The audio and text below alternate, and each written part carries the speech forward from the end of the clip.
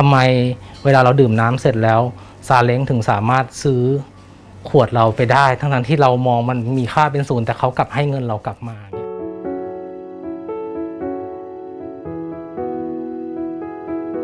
ตำแหน่งสูงสุดก็คือเป็น Country Manager ของบริษัทประกันความเสี่ยงทางด้านการล้มละลายในการที่เรามีออนไลน์มากขึ้นจาก 3.0 มา 4.0 ผมรู้สึกว่าถ้าเราไม่อยากเป็นพนักงานเงินเดือนต่อไปแล้วเรารู้สึกว่าเราน่าจะมาสร้างอะไรสักอย่างหนึ่งมันบังเอิญว่าผมมันเป็นคนเคยคิดเรื่องเกี่ยวกับขยะแล้วก็คิดว่ามันเป็นเรื่องที่เราอยากแก้พอเราลงลึกไปแล้วเนี่ยเรามอง waste as a resource ได้ไหมมองของพวกนี้เป็นวัตถุดิบตั้งต้นได้หรือเปล่าเพราะผมเป็นนักวิเคราะห์บริษัทใช่ไหมผมก็ต้องไปเยี่ยมเจ้าของบริษัทผมก็เคยเห็นว่าในโรงงานมันก็มีของเหลือนี่ consumer waste ในเมืองไทยเนี่ยมันมีแบบ 27.5 ล้านตันต่อปีแต่ industrial waste มี50 ล้านตันมันเหลือตั้งแต่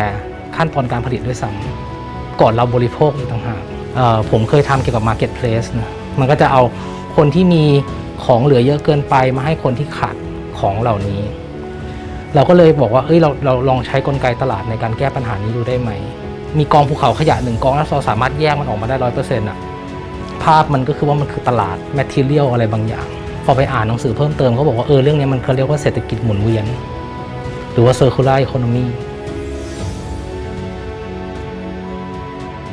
บังเอิญว่าน้องแอมเนี่ยทำอะไร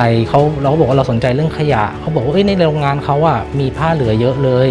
เหลือตลอดเหลือเผื่อในการผลิตเราก็เลยบอกว่าถ้าอย่างเงี้ยเราลองเอามันขึ้นมาบนออนไลน์ไหมเราก็ให้คนที่จะขายเนี่ยมาอยู่บนนี้ด้วยความแฟร์เราสร้างตลาดใหม่ที่เป็นการหมุนเวียนทรัพยากรและมีความเป็นธรรมและให้ทุกคนมาเข้ามาใช้ของเหล่านี้ได้หรือเปล่าเวลาทำสตาร์ทอัพมันต้องเป็นการหาเพนพอยต์เนี่ยเพนและเราน่าจะช่วยเขาแก้ปัญหาเหล่านี้ได้ของธุรกิจเราเนี่ยจะเรียกว่าเป็น Pain and Passion ผมอยากแก้เรื่องนี้แล้วน้องแอมเนี่ยเป็นด้าน Pain พอมันมารวมกันมันมีทั้ง Passion ทั้ง Pain เนี่ยมันเลยมีความเป็นสตาร์ทอัพ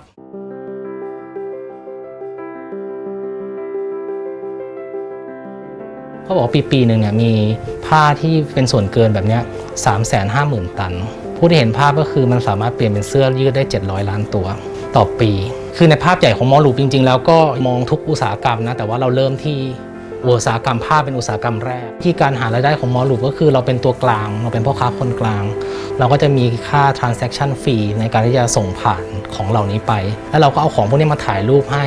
มีข้อมูลให้ลูกค้าสามารถเลือกซื้อได้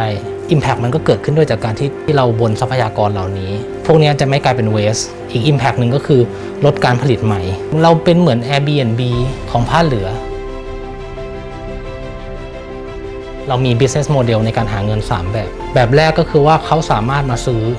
แล้วก็ไปทำอะไรก็ได้จะไปสร้างแบรนด์จะไปขายต่ออย่างที่2ก็คือเราเอามาเป็นผลิตภัณฑ์หรือว่าเสื้อองค์กรต่างๆเขาเองก็ยอมในการที่จะมาใช้ผ้าของเราเพื่อความยั่งยืนมันก็ต้องมีการ collaborate กันในทุกๆงานบริษัทแรกเลยที่ใช้เราเนี่ยอันนี้ก็คือเป็นอะไรที่ทำให้เราเริ่มต้นได้ค่อนข้างดีก็คืออย่าง SCG SCG เนี่ยเชื่อในเรื่อง circular economy อยู่แล้วด้วยความเชื่อที่ตรงกันเนี่ยครับอะไรก็ได้มอลลูปมีผ้าแบบไหนที่เหมาะกับโจทย์ของเขาอยากทำ 1,500 ตัวเราบอกโหพี่ผ้าเหลือ 1,500 ตัวไม่น่าได้ถ้าออกไปกัน3รอบเราก็เลยบอกว่าถ้าไปกัน3รอบโอเคงั้นเป็น500 ได้ไหม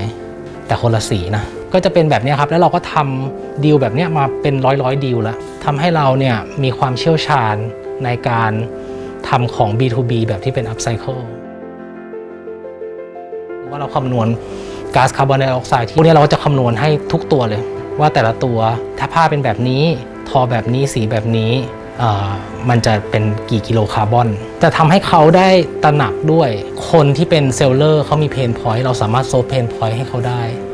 ในสเกลที่ใหญ่ขึ้นเรื่อยๆเราทำให้การหมุนเวียนตรงนี้ครับมันสามารถที่จะสร้างกำไรได้มากพอที่เราจะสามารถจ้างคนมาเพิ่มได้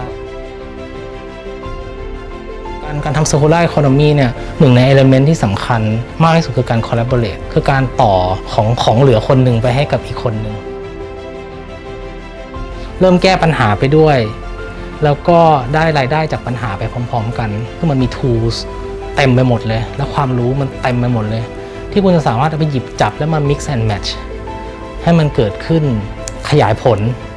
ต่อไปได้ในอนาคตของมอลูปเองมันก็เริ่มจากจินตนาการและเงิน0 บาทผมทำได้ก็ทุกคนก็ต้องทำได้เหมือนกัน